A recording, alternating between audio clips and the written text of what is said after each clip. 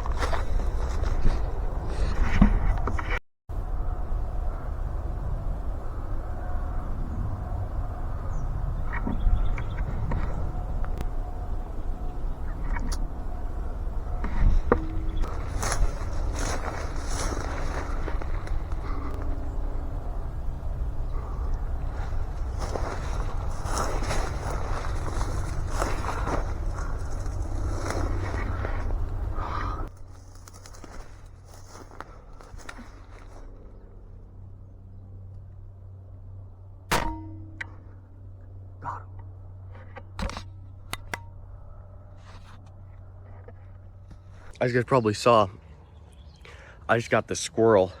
Here, let me show him to you. Here's his good side. Just got this squirrel right here. He's a big squirrel, big winter squirrel. I've been out here a while. I've been out here in like an hour and a half, a long time.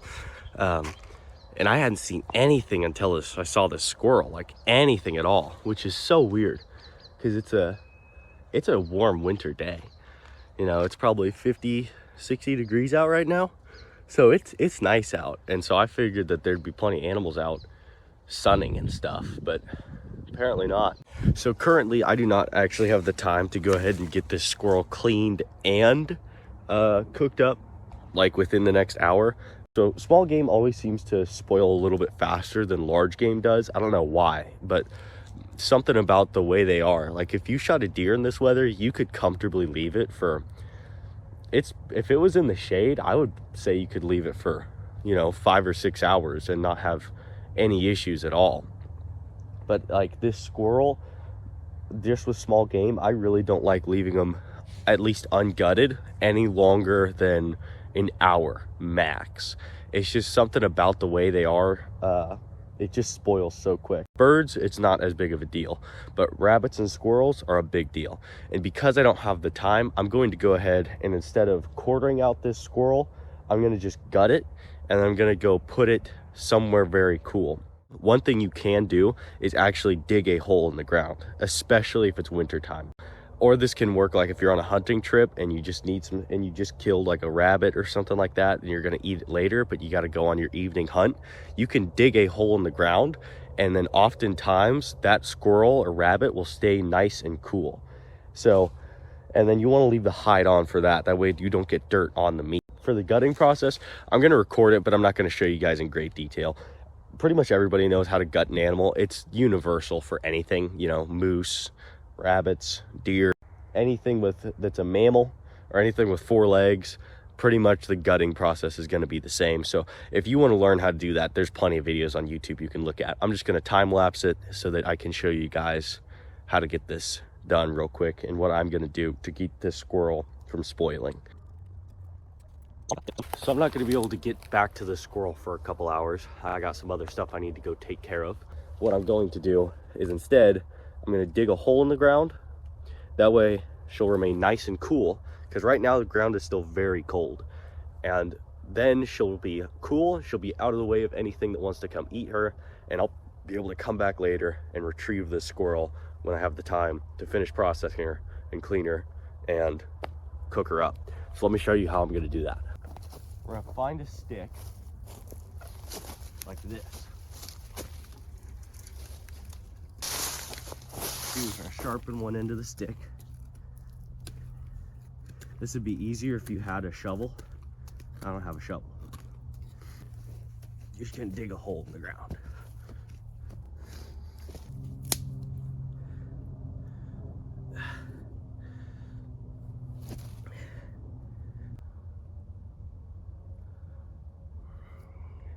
I'm gonna lay the squirrel on the sticks.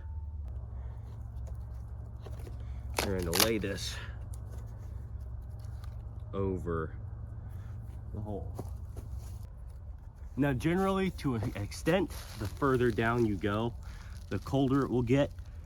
Unless you get like 7 miles deep, then it'll be about 350 degrees and you could cook your animal. We're not exactly in that situation. It's nice and cool in here. Like if I stick my finger into the hole, it's nice and cool, right? And then I got it covered up so that the sun isn't hitting the squirrel and so that the cool air is staying in there. Okay, so I got the squirrel nice and covered up. I got her in the shade. I got her in that hole so it's nice and cold. I'm going to go ahead and get my stuff packed up, head back, take care of what I need to take care of, and then I'll come back to check on the squirrel, get her processed up and cleaned up.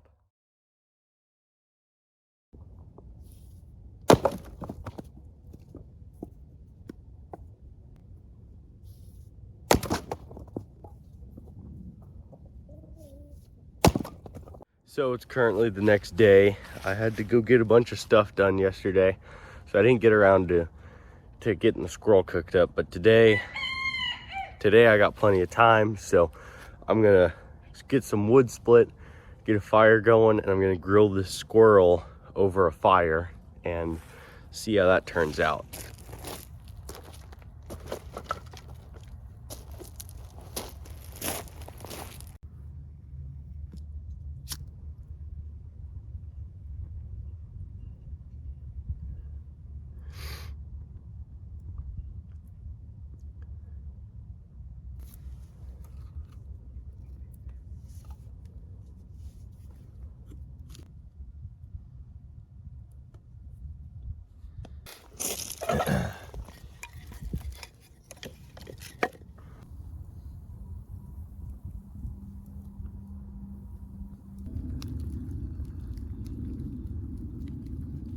I've been sitting here getting the fire going for the past, I don't know, 30-40 minutes, and I got the squirrel skinned up right here.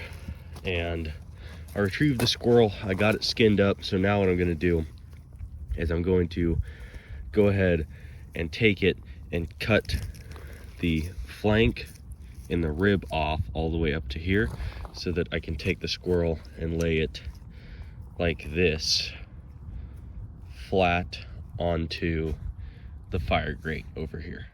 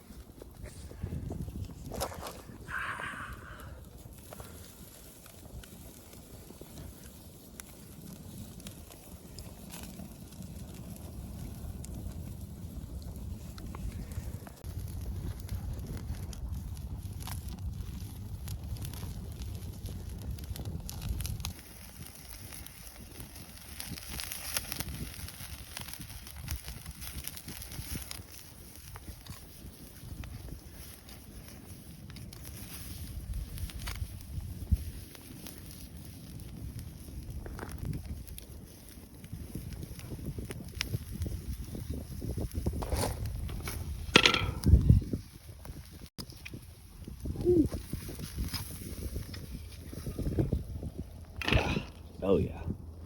It is not quite done all the way in the like deep, thickest parts of the meat. So what I am gonna do is I'm gonna go ahead and quarter this guy out and then put him back onto the fire over here. That way it can cook all the way through and I can keep eating this. Alrighty, ladies and gentlemen, I'm out here. Got the squirrel quartered up and back. Why am I getting darker? I got the squirrel quartered up and cooled down now. I got it plenty seasoned up over the fire. It should be done. So let's dig in. That's a little rare right there. We might have to chew around that fish.